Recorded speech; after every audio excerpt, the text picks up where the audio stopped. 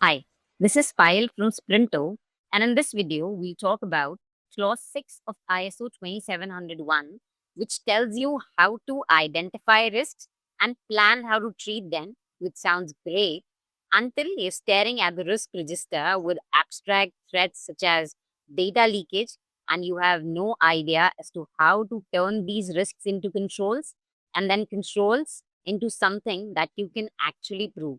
So in this video, we'll give you just the wireframe that you need. Start with what you're protecting. So it begins with the assets, your production systems, laptops, vendor tools, customer data. These are just some examples.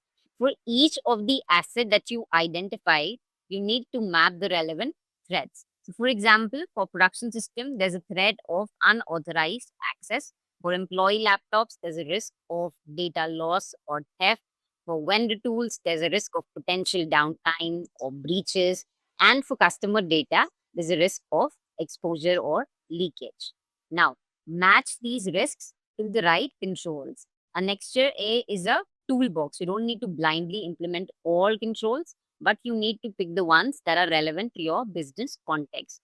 For example, for unauthorized access, I can implement role based access controls and MFA.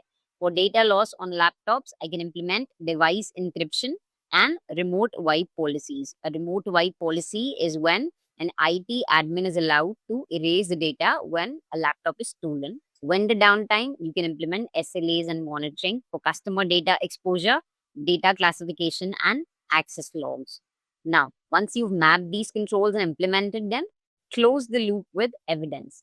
If you cannot showcase to the auditor that you've implemented those controls, it's as good as not implementing them. So support your access control with access logs and access review records, device encryption with MDM reports and screenshots, vendor monitoring with uptime logs, SLAs, and review notes, data classification with policy docs, audit trails, and data loss prevention alerts. So that's how you move from theory to practice. If you have any more doubts or you'd like to book an expert session, you're always welcome. And all the best to your next audit.